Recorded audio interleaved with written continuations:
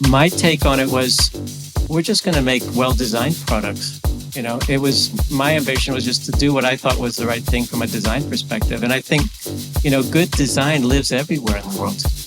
It doesn't matter. If you really look at the design classics, doesn't matter if it's graphic design, architecture, fashion design, you find it everywhere. It's global, right? And for me, that was the same ambition. Let's just do good design.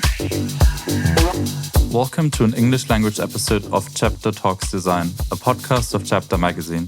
We talk to leading personalities from different design disciplines, mobility, industrial and product design to architecture. Our guests tell us about their individual design philosophies, sources of inspiration, and personal success stories. My name is Timo Schmidt. I'm the design director of Chapter Magazine, and today's guest is Kris Tomasson, Vice President of Design at NIO. He was born in New York and studied transportation design at the Art Center College of Design in Pasadena, California. After graduation, he worked as a designer for renowned companies such as BMW, the Coca-Cola Company, Gulfstream Aerospace and Ford. In 2015, he joined NIO, where he currently holds the position of Vice President of Design at the Munich development studio. Yeah, thanks, Kris, for joining us on today's episode of Chapter Talks Design. My pleasure to have you. Thanks, Timo. Very happy to be here. Yeah, we're very excited to hear about your role at NIO. For sure, very exciting brand, especially having this point of view from Europe and seeing the expansion of the brand.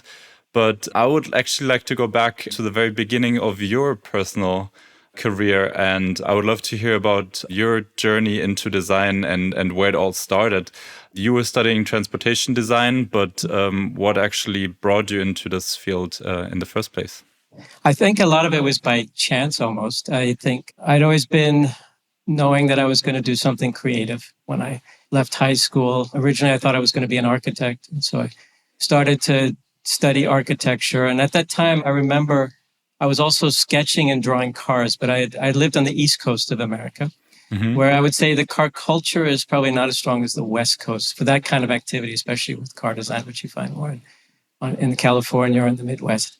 I studied architecture for about a year, and then I got hooked on product design. I kind of made the shift. I saw the product designers doing really interesting, cool projects that seemed to be a little bit broader, lot more different activities you could be doing. And I just got hooked on that. And at some point then, the school I was at wasn't really offering me what I was looking for. And my family had moved to California. And at that point, they started asking around about great product design schools. And everybody mentioned the school Art Center, College of Design. I made the trip out there, visited the school, and then it was like an eye-opening moment for me. I walked into the student gallery. I saw all these cars, all these incredibly cool stuff that was going on. And that's where I was hooked at that point. And that's where I enrolled in transportation design. And eventually I studied Art Center, making my way from Art Center Pasadena to the Art Center Europe campus, which they had at that time as well. I did half my studies in California, half in Vevey in Switzerland. And from there, I went directly to BMW. Was my first job out of school at BMW in Munich. And I had known at that time I wanted to work in Europe, especially really liking the car designs that were coming out of Europe at the time. So it was a perfect fit for me. So that seemed to be like the first bigger shift in your career, in the sense of you were changing your location, your base. Then you had a great time at BMW, and then it was pretty soon the next big step was happening, which was more also a cultural change, going to NIO, not only the company culture coming from this very established, world-renowned brand to a brand that I believe at the time you were joining wasn't even a year old, right? Yeah, so I was brought in really much in the beginning, in the inception of NIO. It was probably half a year old at that time, and I had my first conversations with the founder. We just hit it off initially. He had some really interesting ideas about this company he wanted to form and why he wanted to form it, and how important design was an essential part of this business he was going to start. And the fact that he was actually looking to fulfill the design leadership role, within the beginning of the foundation of his company, said a lot to me that, design is going to have a lot of importance and shaping this brand and company. And for me, I mean, I had mentioned I had started at BMW, but in between my first round at BMW and my last job at BMW, I'd actually moved around and doing a lot of other things, working in product design and in innovation design and a lot of other things that was sort of I had built up as experiences. And what was interesting is when I met the founder, again, he was actually very interested in my car design background, but he was also very much interested in all the other sort of experiences I had, because he really wanted to create a very holistic design brand experience. And for me, it was really, like I said, it was the dream opportunity. I'm in getting to shape a new car brand and business from the get-go, and having a say in what it's going to look like and feel like, and everything down to the last detail was just a dream for me. And that's when I decided to make the jump to NIO. I mean, as a creative person, also myself, I can totally understand how this challenge was like all laid out and how there was like so much to do, it seems like. And it was a brand new company. And you had to basically create the DNA, not only for the car design itself, but also for the brand. Where did you take the inspiration or even the experience from in like creating this brand?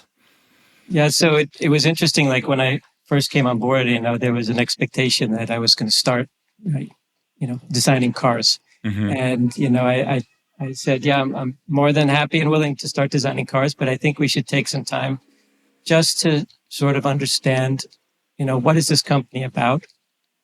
What's important for us from a brand perspective, and what is the important things that we want our users to get from our brand. And once we have a better understanding of that, then we can design the appropriate products and services and everything around the brand. And so that was what we did. We actually spent some time in the early days with some key workshops with William, our CEO, and the founding members of the company, and just sort of, picked his brain as to why you're starting this company, what's important to you. And out of that sort of came the initial sort of company mission statements and vision for the company. And from there, we just built our design DNA around that to fulfill it. And that was sort of really important. And that to this day really steers us as a brand and a company in everything we do. Would you say that was only possible in a company that was aiming to design the next generation of electric vehicles? Because we all know that the electric vehicle and the way that we're going to use cars in the future is pretty much going to define a big portion of what the future of our daily lives is going to look like. Do you think that was also a part of why you could start this very holistic process? I guess so. It's sort of, there's a few different aspects to that. So on the one hand, I think being an electric car company, we knew that in a really mature industry, obviously, we need to differentiate ourselves. So, and it's important for us to create a strong brand and design language that's, going to be challenging to the industry to make ourselves known, of course. But on the other hand, what was interesting is that when we actually first started talking about our company, we never mentioned electric cars, believe it or not. We eventually, struck on this notion of we're a company that really is here to shape a joyful lifestyle for our users. And really, that's something completely different, because that makes us a lifestyle brand more than anything else. And again, that's how we think, that's how we act, and that's why we have so many other products and services that support our electric cars. That the electric cars are sort of just one component in that ecosystem. So it really has been a look at our whole company as a whole, rather than just an electric car company. Would you say that this is what innovation is defining for you, like innovation in a car industry and as an automotive designer? Would you say that's how you define innovation? Yeah, I mean, I think we try to be innovative, but in a way that we know fulfills our users' needs. And we really, the user experiences is what drives everything we do. So we try to really create these experiences, be it joyful or however you want to describe it, but really to get into the mindset of the user. And then we design the appropriate solutions, and that can be anything from, how what the geometry of the car is, to the color materials, to the lighting, how we design the lighting aspect. We try to put it all through this notion of an experience. And that's really what drives our innovation process at NIO. So it's not really just about technology for technology's sake, but really what can that technology or what can that breakthrough innovation bring us? And again, I think innovation is not just about technology, right? I think that can be a component of it. And if you tap into technology to make something happen, great. But I think it's also just about looking and being a designer and seeing what can be improved. I think there's a lot of areas on a car which are probably not that well designed, and can just taking a designer's eye can make the whole, product be better. That brings me to one of the questions the office at Chapter Magazine was really pushing me to ask, because they thought it would be very interesting to know if you could name one part of a NIO product. I will call it product now, because from what you were describing is like it's about so much more than like just what we call car. So one part of a NIO product that you would say embodies the design philosophy of the brand. I think. Well, I'm going to say it's pretty easy for me in any way. I think it's Nomi, which is our in-car AI companion. It was something that we understood that we knew from a technology innovation standpoint. We wanted to have that in the car, but the way it's been executed really is a NIO thing. It represents everything around our design principles, and our design principles are pure, human, progressive, and sophisticated. And when you think about Nomi, and for those people out there who have a chance to look at it, it's really is this spherical figure that interacts with you on your dashboard. And it's the fact that we say it's pure because it's shaped, it's a pure geometry. It seamlessly integrates into the IP.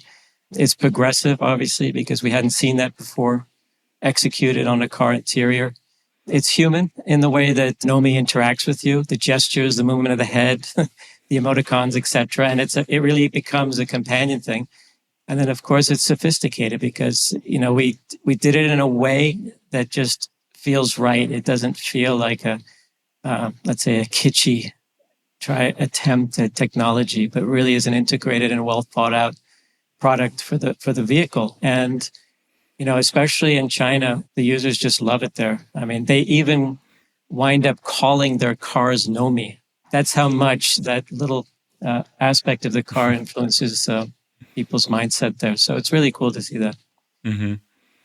Yeah, as you already mentioned, like the Chinese market was obviously very, very important for NIO in the beginning, the early days of the brand, but the expansion is pretty impressive, and for sure also has an effect on how you approach design of the new generations of NIO cars. Of course, being well aware of the expansion plan, what does that mean for you as a designer? Are you looking at a more of a global approach now, or do you still see the global relevance of what you did in those first models? I do. The funny thing was, and when I started NIO, I never really thought about the Chinese market, even though that's where our vehicles first entered. Of course, we knew that's where the cars would be first sold. But my take on it was, we're just going to make well-designed products. It was my ambition was just to do what I thought was the right thing from a design perspective. And I think, good design lives everywhere in the world. It doesn't matter. If you really look at the design classics, doesn't matter if it's graphic design, architecture, fashion design, you find it everywhere. It's global, right? And for me, that was the same ambition. Let's just do good design. And it doesn't matter from our logo design, which I was involved with at NIO, to the car design, to things like Nomi. So it really was to just do our best job, what we thought was good design, and that we would hope it would work globally. And so the same thing right now, we're just sort of honing in on that notion with our users now in Europe. So again, looking at their experiences. So it's really about sort of the tailoring the final couple percent to make sure that it works for the markets. But overall, it was really taking a global approach at the beginning. Yeah, I mean, with these 4 key criterias, pure, human, progressive, sophisticated, you named them earlier, I think that's already such a good base that works on a global level, of course. How would you say, apart from Nomi that we just talked about, how are these values incorporated in NIO's design? Like I said, we use it almost as a metric for what we do. It stops design from becoming subjective within NIO. So we really make sure that everything we do sort of contains and is built on those 4 key elements. So when we talk about purity, it's I often been asked this: what does pure mean? And I say, well, it doesn't mean simple or basic. That's not what pure means when it comes to NIO. I try to equate it to when you have something that's actually pure, it's stronger. If you have a pure alcohol or pure fragrance, 100%, it's actually more intense, right? And it's bolder. And it's through that distillation of reduction that we want to create something that's stronger. So, for instance, on our cars and certain shapes that we try to identify, we don't load it up with a lot of extra lines or features. We try to really distill it down to something that's going to be bold and make a statement. The human aspect for us is really just about, how can we bring a sense of warmth to our products as well? So especially on things like our interiors, we try to, like we talked about, having this second living space, that they're warm, they're welcoming. The way the light is used is more as an ambiance rather than a feature, if you will. It's creating the nice warm glow that you would have in your home or find in a nice restaurant. And again, the sort of human aspect is something that we don't want our cars to feel cold or robotic or feel like they've been developed without a human touch. So, the surfaces are very sculptural, and, we actually sculpt the car's exteriors in clay. So there's a hand touch there as well. So this is important for us to have this human character to our car. The sort of progressiveness just comes by virtue of the fact that we are, a new EV company. And so technology is also at the forefront of what we do. So, and highlighting that and celebrating some of those technologies. So as you know, we have a lot of AD sensors on our cars. And again, that was a design challenge to try to integrate. But at the same time, we try to show those off and create that. And like I mentioned earlier, things like Nomi, very progressive, something that hadn't been seen before on the interior. And the use of new materials like Karun, which is a sustainable rattan, also was very progressive for the industry. And we were leaders there. And the sophisticated aspects. So actually, when I was developing those key principles for design, that was the hardest one to sort of develop as a key word. And, we knew that we wanted to be a premium brand. And, you talk a lot about premiumness and luxury, and this just didn't seem the right word. So eventually we landed on sophisticated. So really sophisticated being this attention to detail and quality, which is something that I really insist on for my team. Really that we leave no stone unturned, look at every detail, make sure we can make it better. How can we improve it? And I think this is the sophisticated touch that I think is sort of the last filter that everything we do goes through. Yeah, to me personally, like the term sophistication also implies a certain comfort, not only while driving the car or being a passenger on the car, but immediately what came to my mind was also NIO's innovative battery changing system.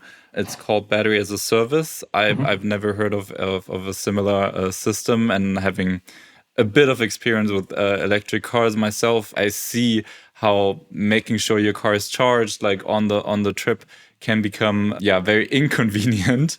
NIO came up with this system where you completely change your whole battery. Can you explain how this process works and how these service stations look like? Yeah, so I mean, again, this goes back to the early days in the company when we were talking about what's the best user experience we can give and how are we going to satisfy this notion of a joyful lifestyle. And we realized that one of the big issues for people with electric cars was range anxiety.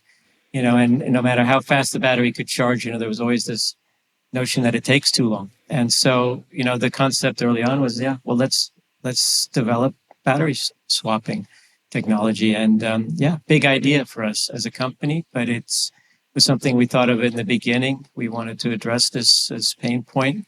It's with all our cars now, and it's really just such a nice extra you get with our cars, really, that, again, for peace of mind. I think a lot of people don't realize, too, we use the same battery across our entire range as well. So they're swappable between, which has been a bit of a challenge for us, obviously, because from a car perspective, we need to package those batteries. But in the end, the user benefit is just so great. There's so many swapping stations currently in China, and now we're building a whole network in Europe as well. So you'll see that again. It's just a nice ad that is for peace of mind. Yeah, I immediately had to Google it and look it up, what these stations look like, and it feels almost like a bit of a pit stop station where you actually like drive into with your car. Does it work like completely automatic, or is there like a person who has to do the service? It's completely automated from start to finish. So once you've identified the location, obviously the car will navigate there. And then once you're there, the car completely self-parks itself into the power swap station, and the battery is swapped out within, I think it's about just 4 minutes, and then you're good to go. And that's it. You're ready to go. It's a really painless experience for people. And you remain in the car the whole time. So again, and it's really cool. As we see, we'll start to see more and more of those now coming to Europe. And I think once the word of mouth gets out there about this, you'll see a lot more NIOs on the road. Yeah, I mean, that's definitely like such a big jump in innovation and user convenience. Are there any other developments you can already share that have a similar like disruptive approach? I mean, we're always trying. I mean, I think there's some new products, and there's already been some mention. Now we've got some sub-brands that we're developing as well, and those will also have very unique features as we look to those. But we've been really trying to, again, be innovative with our products and technology, always trying to push the envelope, and we work very fast as well. So I think that's to our advantage.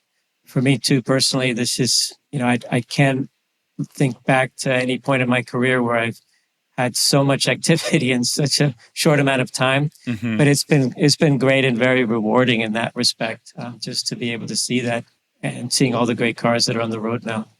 Yeah, I was pretty amazed when I read that you developed the first 2 NIO models within the first 100 days you were at the brand. That's obviously looking at the regular like development times of automobiles. It's a very impressive speed, and of course it's a big challenge to maintain such high quality standards you have at NIO. What's the secret formula for that? Yeah, I mean, we have very high expectations, and my team really works well together. I think it's important, to have the right talent, and the right mindset is important too. So, that's also been important when hiring people, to make sure that they understand that we're a fast-paced environment, very entrepreneurial. We want people to give their best, and I think for a lot of designers, that's what they're looking for anyway. It is a chance to be creative, and we look to everyone in the organization for ideas. It's definitely not a top-down organization. It really is much more horizontal in terms of really getting ideas from wherever they may come, and really developing them quickly. I think that's important for us. Otherwise, a design where the idea can get stale and then people forget about it. But I think this sort of energy keeps us on our toes as well. I mean, especially for you being part of the brand from the very early days, I'm sure you're in close contact with marketing and other stakeholders and teams at the brand. Would you say NIO has a very special structure or way of communication across teams? The fact that we started as a startup, I think there was some initial, let's say, relationship buildings that happened early on in the company. And, my relationship to my CEO, to the president of the company, who's responsible for marketing and sales. And so there was a lot of trust built in sort of the founding members, and we all have the same and similar mindset of what's the right thing to do. And I think that's played a key part of how well we've been able to continue this sort of effort that we've created in the beginning. So, and we often have meetings together or get input from one another, and share thoughts across the different disciplines, which is key, I think. Yeah, I mean, in the automobiles industry, major transformation that's happening at the moment, it's important to be agile, to stay agile, to have quick ways of communication and be able to react very quickly. How do you envision the role of design in this process of shaping the future of mobility? At the end of the day, design, there's many different aspects of design. I mean, a lot of people think of it as just the stuff you see, the styling, let's say. But that is one important component of it. But like I said, I think we're designing everything we do, from the experiences to the battery swap station experience to just that as an innovative idea is design. And we talk about that within our company, that we're a company that's driven by design. And again, I don't mean it's just about the styling, but just about having this mindset of creating something new, being innovative, pushing the boundaries, thinking outside the box. This is what we mean by driven by design. And it's really this ultimate pursuit of things that are beautiful and perfect as well. So that's what kind of drives us at NIO in that regard. And I've talked about this in other interviews I've had, is that design is a language. It's a communication tool, right? That is what every product communicates to a potential user or consumer with in everything you do. So whatever you design is saying something about your brand, be it the shape of an object or the colors you use, or how intuitive it is to use. That's why design is so important. I think that's why design has become so much more important in the last couple decades, because people have realized how much of a factor that is for creating a product. And it's not just about the features, not just about the quality or the price, but actually the design and the complete design of a product is so important. Yeah, I mean, especially with a brand that's young like NIO, it's interesting to see how every decision that you make kind of feeds this DNA, because looking at other brands that have a history of like 100 years, endless models, you can go to a museum, look at all of it. It's interesting to see how much of an effect every small decision also can have on the brand's image. It's not just like, okay, another model and like check next. Maybe this one wasn't so good, but maybe next one, you also have this kind of pressure. How do you deal with that? Yeah, it is a lot of pressure. Obviously, if you've developed this language, like you said, everything you say can be used against you, right? So you want to make sure you're always saying the right words when you communicate through design. But that's the challenge now, especially as we're growing as a company and we've got a lot of more products and more people that have joined the company, is to also have everybody understand, the whys of creating a product for NIO and what's important. And my job in particular is making sure that everything we do fulfills those 4 key design principles, and in a way that's also can be fresh and evolved, which is important for us. And we're now coming up on our sort of 3rd generation of designs, let's say, for our designs of our cars.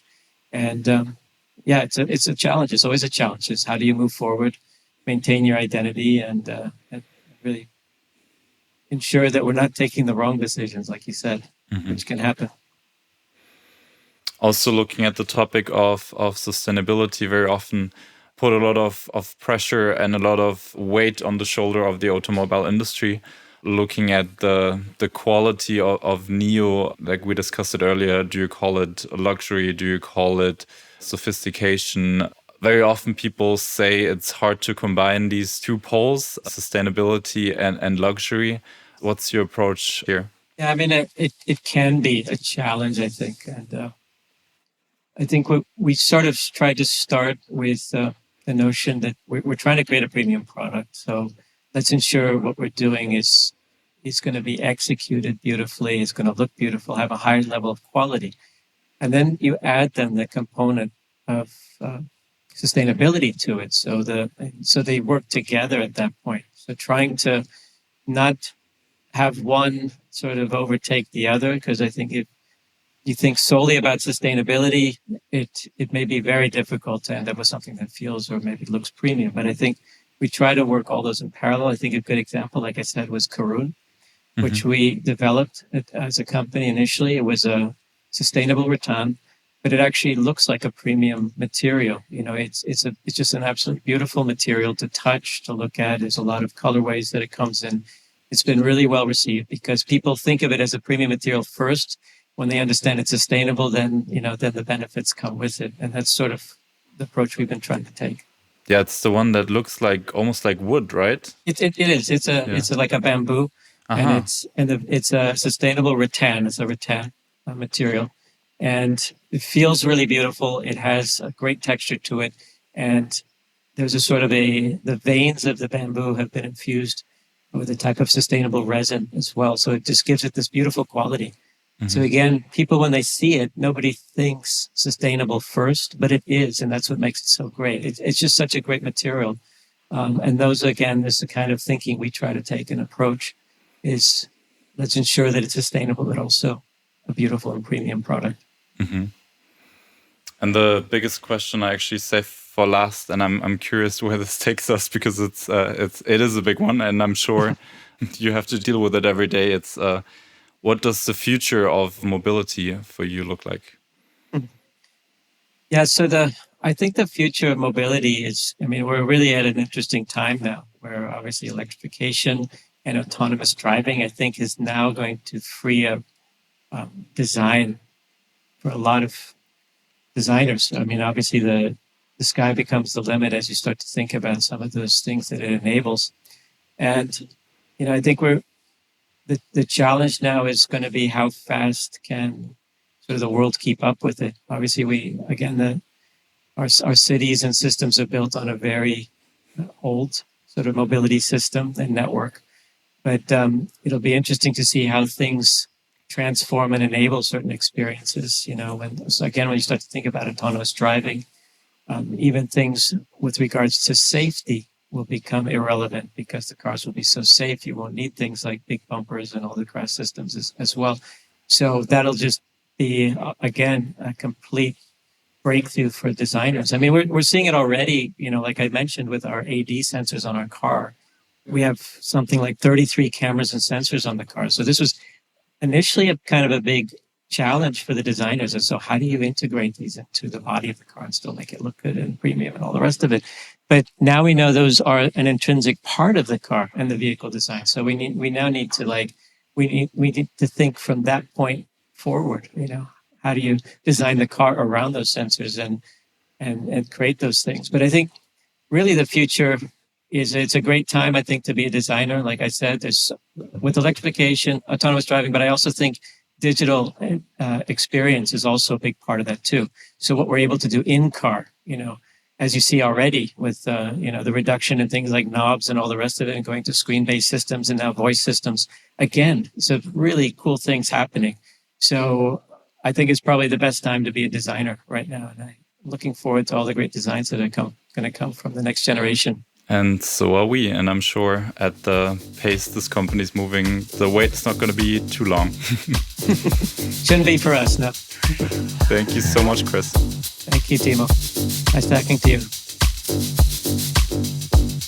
This was today's episode of Chapter Talks. My name is Timo Schmidt, and on behalf of the whole Chapter team, I'd like to say thank you for listening. We would appreciate if you subscribe to our podcast channel, visit chapter.digital for updates and multimedia features on the field of design, innovation, and mobility, or follow us on Instagram at chapter.magazine.